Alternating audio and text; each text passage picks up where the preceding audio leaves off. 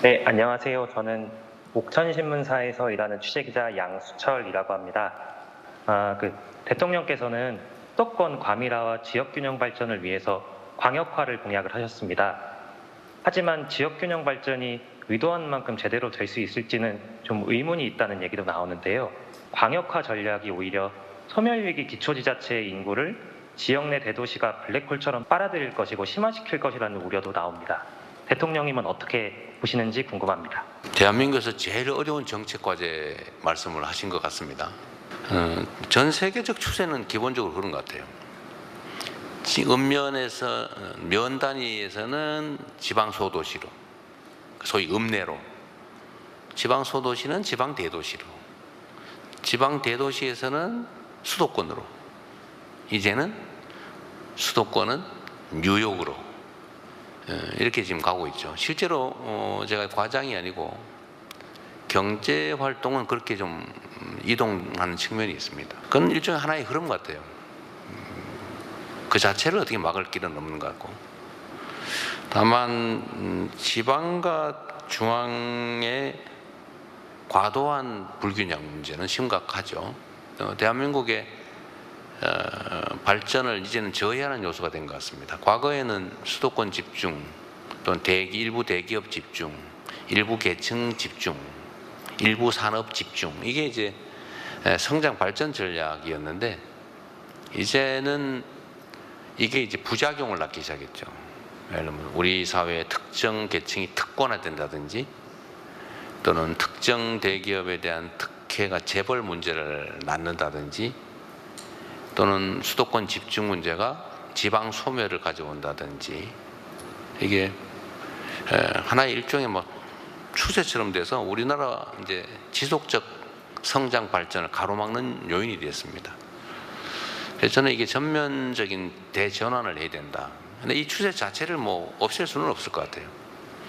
그러나 우리가 이제 정책이나 또는 예산 배분이나 이런 데 있어서 지방을 배려하는 수준을 넘어서서 이제 지역 우선 정책을 해야 비로소 약간의 균형을 회복할 수 있지 않을까 싶어요. 저는 우리 이제 이번 정부, 새로운 정부의 여러 과제들이 있지만 핵심 과제 중에 하나가 이제 지역 균형 발전이라고 생각합니다. 그래서 이번에 제가 국무회의에서 이런 지시를 해놨어요. 아예 정부가 정책을 결정하거나 또는 예산을 배정하거나 할 때 지역별로 일종의 가중치 표를 만들어 달라. 예를 들면 수도권에서의 거리, 아니면 지방 대도시에서의 거리, 또는 이런저런 지수들을 합쳐가지고, 예를 들면 우리가 아동수당을 지급한다. 예를 든 겁니다. 이게 하겠다는 거 아니에요. 꼭 예를 들면 문제가 돼서 절대 예를 들지 말라는 게 우리 참모델의 주장인데, 그럼 땡땡수당이라고 하죠. 땡땡수당을 지급한다고 하면 강원도 정서는 강원도니까, 또는 군단이니까, 또 인구 소멸 정도 심하니까, 그래서 가중치를 조금 줘가지고 여기는 1점 예를 들면 1.5, 저기 전북 무주는 1점 몇, 이런 식으로 표를 만든 다음에 기본적으로 예산 배정을 정한 다음에 거기다 곱하기를 하는 거죠. 그래서 이번에 이제 시범적으로 일단 인구 소멸 지역에는 이런 민생 소비 지원 쿠폰을 더 지급하는 걸로 일단 아주 원시적이죠. 보내놨습니다. 아예 그래서 앞으로는 이 표를 만들어서 지방 교부세 또는 SOC 결정, 또 예산 배정 이런 거 할 때 아예 곱하기 해가지고 자동 케이스로 하게. 그리고 지역 균형 발전 영향 분석을 의무화하는 방법도 지금 생각 중이에요. 그래서 이 가중치를 주거나 이걸 법률상 의무화하는 이것도 저희가 지금 구상 중인데, 이런 것들을 통해서 어쨌든 우리가 지방에 대해서 외면하지 않겠다라는 점을 좀 분명히 할 필요는 있을 것 같습니다. 그리고 지금 수도권의 주택 문제 심각하잖아요. 사실 주택 문제와 관련해서 뭐 이런 질문을 또 하실지 몰라서 미리 좀 말씀을 드리면, 새로운 신도시를 만들 거냐가 최근 논쟁거리인 것 같아요. 그런데 저는 이게 이제 주장이 엇갈리죠. 집이 부족하니까 있는 그린벨트 훼손해서라도 신도시 만들어서 계속 공급해야 된다, 이 주장이 있어요. 뭐 또 일리가 있죠. 그러나 조금만 벗어나서 지방 입장에서 보면 계속 수도권 집중이 문제돼서 주택 문제가 생기는데, 새로 자꾸 신도시 만들어 나가면 그게 또 수도권 집중을 불러오지 않냐. 또 말이 맞잖아요. 이 두 가지 측면을 이제 결단을 언젠가는 해야 될 텐데, 그러나 이미 결정 난 거, 이미 하기로 한 걸 바꿀 수는 없죠. 이미 하기로 한 건 하고 추가로 새로 만들지는, 이런 지방 균형 발전, 그리고 우리 대한민국의 지속적인 성장 발전 전략이라는 면에서 그 측면에서 한번 검토해 봐야 될 것 같습니다. 그래도 이 수도권 집중이라고 하는 이런 정말 너무 급격한 흐름은 일단은 좀 완화되지 않겠냐 기대를 하셔도 될 것 같습니다. 옥천이 엄청 좋아질지는 잘 모르겠어요. 그러나 옥천을 포함한 소멸 지역에 대한 각별한 대책들은 계속 구상하고 집행해 나갈 생각입니다. 그 중에 하나가 저는 농촌 기본소득을 지금은 몇 개 선별적으로라도 시작을 해보겠지만, 그게 이제 효율성이 높으면 뭐 그런 것도 하나의 수단이 되겠죠. 그런다고 해서 뭐 우리 국민들한테 세금 더 걷거나 그럴 건 아니고, 그것 때문에 세금을 더 걷거나 그러지는 않을 테니까 그런 걱정 안 하셔도 되겠습니다. 너무 확실한 답이 없으면 원래 대답이 길어지는 거 아시죠? 네, 고맙습니다. 채널의 이동훈 기자입니다. 저는 대선 때 공약하셨던 검찰청을 공소청으로 전환하는 문제에 대해서 여쭤보려고 합니다. 지금 여당 일부 강경파 의원들과 당대표 후보들 모두 추석 전에 개혁을 완료해야 된다, 이렇게 얘기를 하고 있는데요. 네. 대통령님도 같은 타임라인을 생각하고 계신지 궁금합니다. 그리고 정성호 법무부 장관 후보자를 지명하셨고, 또 검찰 출신인 봉국 민정수석을 임명하신 게 또 속도보다는 조금 더 이렇게 부작용 없는 개혁을 추진하시려는 거 아니냐, 이런 분석도 나왔는데 여기에 대해서도 여쭤봅니다. 네. 가장 최근에 핫하기도 하고 제가 답변 드리기가 조금 곤란하기도 하고 예민한 질문을 해주셨습니다. 네.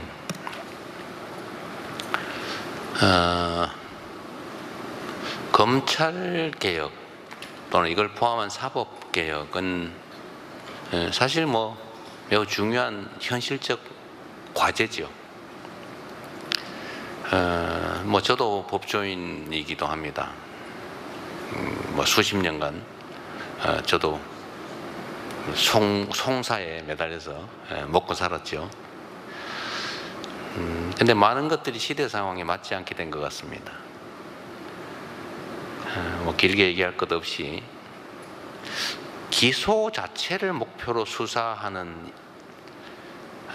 그리고 기소에 맞춰서 사건을 조작하는 일은 결코 있어서는 안 되죠. 원래 법격언에 이런 말이 있어요. 법언이라고 하는데 아주 오래전부터 전해 내려오는 이제 법률에 관한 중요한 금원 같은 거죠. 10명의 범인을 놓치더라도 1명의 억울한 사람을 만들면 안 된다. 이 정말로 중요한 겁니다. 인권의 중요성을 지적한 건데, 이거 뭐 수천 년 전에 원시 사회에서부터 있던 얘기입니다. 권력의 힘으로 그러는 게 더 나쁜 거죠. 그런데 그런 게 상당히 많이 벌어져요. 있을 수 없는 일이잖아요. 이건 원시국가죠. 불행하게도 그게 우리 현실에 존재합니다. 그러지 않게 만드는 게 중요하죠. 사법 권력은 국가의 법 질서를 유지하는 최고 보루입니다. 우리 모든 국민들은 마지막에 그렇게 얘기하죠. 막 싸우다가 법대로 합시다. 이게 마지막 믿음이에요. 최후 보루죠. 그런데 그 법이 가진 사람 또는 특정한 목적에 의해서 악용이 되면 우리 국민들은 대체 어디에 기대겠습니까? 주먹을 쓸 수도 없고 친구한테 의존할 수도 없고, 그러면 이 사회가 무너지죠. 그래서 사법개혁은 중요한 과제입니다. 범위를 좁혀서 검찰개혁 얘기를 해본다면, 기소를 위해서 수사하는 이 나쁜 사례가 우리가 그 문제를 해결하기 위해서 논의하는 이 긴 시간 동안 더 악화됐어요. 더 심해졌고 더 나빠졌습니다. 우리 모두가 체감하고 있죠. 그래서 지금은 검사에게서, 이제 여기서 말하는 검사는 기소하는 검사를 말하는 겁니다. 기소하는 검사에게서 수사권을 빼앗는다면 좀 그렇고 수사권을 분리해야 된다라는 점에 대해서는 우리 국민들께서 전에는 문재인 정부 때만 해도 그거 왜 뺏어? 그거 안 되지라는 반론 여론이 꽤 있었던 것 같은데, 지금은 별로 많지 않은 것 같아요. 지금은 그 후에 개혁의 필요성이 더 커진 거죠. 일종의 그건 저는 자업자득이다 이렇게 생각합니다. 그래서 수사권과 기소권을 분리한다. 동일한 주체가 수사권과 기소권을 동시에 가지면 안 된다라는 점에 대해서 이견이 없는 것 같습니다. 그러면 이제 기소와 공소유지를 담당하는 것은 검사가 해야 되는 건 또 당연하죠. 그걸 딴 데 맡길 수는 없죠. 그러면 수사를 그러면 누구한테 맡길 거냐? 뭐 떼야 되는 거는 이제 이론의 여지가 없는데, 뭐 그 점도 그럼 경찰에 맡길 거냐? 뭐 경찰이 다 감당할 수 있냐? 경찰의 비대화는 어떻게 해결할 거냐? 또 그 논쟁이 있죠. 그럼 경찰의 비대화 문제는 또 사실 지금 얘기 안 하고 있지만 그 부작용이 생길 수 있거든요. 권력은 집중되면 남용되니까. 그래서 어쨌든 분리하고 견제시켜야 되는데, 경찰의 권력 집중 문제는 이제 자치경찰 제도와 또 관련이 있습니다. 근데 그건 지금 여유가 있으니까 좀 나중에 미루더라도 수사권과 기소권을 분리한다라는 점은 이견이 없습니다. 그러니까 우리 이동훈 반장님이신가요? 네, 이동훈 반장께서도 왜 하냐 또는 하느냐 마느냐를 묻는 게 아니라 언제 하냐를 묻는 거죠. 추석 전에 하자라고 지금 당대표 후보들부터 열심히 말씀하시는 것 같습니다. 제도 자체를 그때까지 어릴게를 만드는 건 가능할 수도 있을 것 같아요. 또 국회에서 하면 저야 뭐 어떻게 할 수 없잖아요. 국회가 뭐 제가 마음대로 할 수 있는 것도 아니니까. 그런데 완벽한 제도가 정착되기까지는 한참 걸리겠죠. 그러나 중요한 거는 뭐 그때까지 정리할 수는 있겠죠. 국회가 결단하기 나름이다 말씀을 드립니다. 저는 뭐 협의는 하되 국회를 존중해야 되겠죠. 다만 이 과정에 이제 이 검찰 인사 문제가 사실은 걸려 있어요. 법무부 장관, 민정수석, 뭐 법무장관 임명되기 전까지 법무장관의 권한을 대행할 법무차관, 그리고 실제 현장에서 검찰 사무를 지휘할 주요 뭐 검사장들, 이 문제는 또 남아 있죠. 이게 속도하고 관계가 있냐는 질문에 대해서는 제가 관계가 있는 것 같기도 하고 없는 것 같기도 하고, 제가 그 생각은 안 해봤어요. 근데 관계가 조금 있어 보입니다. 근데 제가 자주 말씀드린 것처럼 검찰 개혁은 국회가 하는 겁니다. 이 제도를 바꾸는 거기 때문에 정부 내에서, 근데 검찰도 정부의 일원이니까요. 정부 안에서 서로 타협해 가지고 정할 문제가 아니고 국회가 입법적 결단을 할 사안이기 때문에 우리 정부에서 할 일은 그로 인한 갈등 부작용 이런 걸 최소화하는 게 필요하죠. 좀 원만하게 또 신속하게 될 수 있도록 하는 거. 그러려면 이제 우리 대통령실 안에도 또 정부 안에도 또 검찰을 좀 잘 이해하는 사람이 맞는 게 좀 유용성이 있겠다. 그런 판단을 한 겁니다. 그리고 그 담당자들이 아까 잠깐 말씀드렸습니다만 그 담당하는 주요 인사가 과거에 누구와 가까웠느냐? 그 가까웠고 아는 사람이고 뭐 인연 있는 사람을 다 골라내면 남는 게 거의 없을 것 같아요. 말씀드린 것처럼 그러나 공무원 특히 그게 누구든 간에 직업 공무원은 선출된 권력의 의사에 따를 수밖에 없어요. 뭐 안 따르면 바꾸면 되죠. 임기가 있는 선출직이나 임기가 있는 공직자와는 다르잖아요. 뭐 누구든 간에 제가 아무 데나 바꾸면 되죠. 결국 대통령이 결단할 사안, 그리고 국회가 입법할 사안들이어서 그 개별 인사에 대해서 너무 걱정하지 않으셔도 된다. 그 말씀을 좀 드리고 싶고요. 속도와 관계가 있는지는 아까 말씀을 드린 것 같습니다. 네. 대통령님 안녕하십니까? 저는 AFP의 캐터린 발톤 기자입니다. 현재 미국과의 관세 협상이 현재 어떠한 상태에 있는지, 다음 주 관세 유예 기간 전에 완료될 가능성이 있는지 어떻게 보시는지 여쭙고 싶습니다. 관세 협상 얘기 제가 이거 분명히 물어볼 텐데 뭐라고 대답을 할까 고민을 사실 많이 했어요. 이건 이제 여러 가지 면이 있죠. 일단 보안 측면이 하나 있고 또 얘기 자체가 영향을 미칠 수도 있어서 참 말하기 어려운 주제이긴 합니다. 뭐 관세 협상이 매우 쉽지 않은 건 분명합니다. 지금 그렇다고 해서 7월 8일까지 끝낼 수 있는지도 확언하기 어려워요. 지금 최선을 다하고 있습니다. 최선을 다하고 있고 또 쌍방의 모두에게 도움이 되는 그야말로 호혜적인 그런 결과를 만들어내야 하는데 아직까지도 쌍방이 정확하게 뭘 원하는지가 명확하게 정리되지는 못한 상태입니다.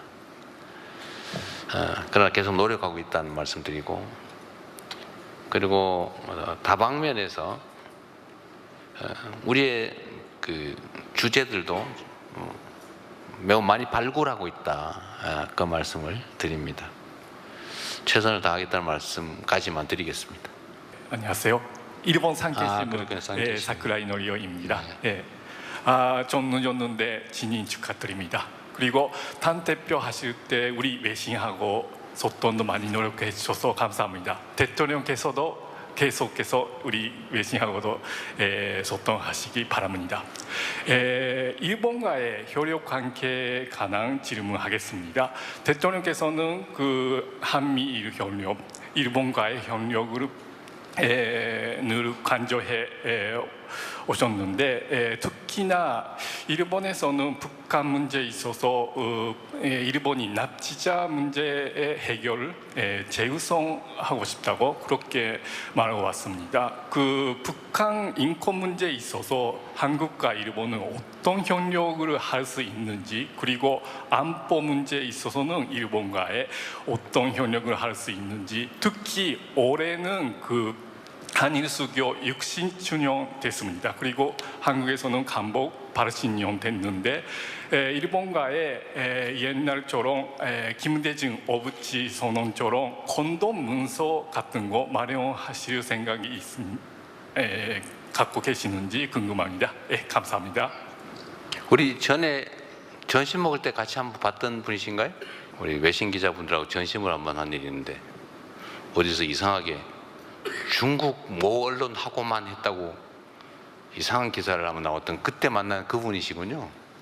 저분은 일본 언론인이십니다.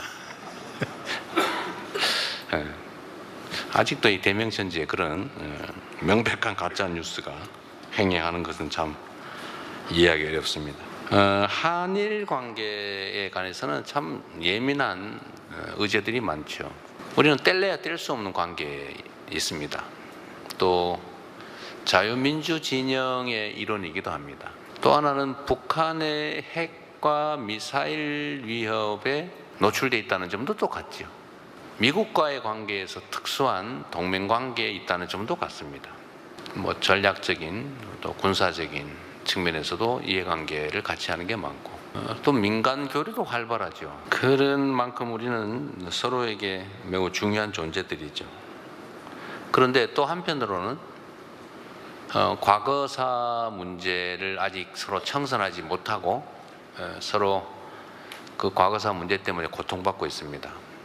대한민국도 고통받지만 아마 일본도 괴롭지 않겠어요?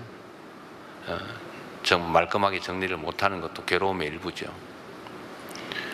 또 독도를 둘러싼 영토 논쟁도 많죠.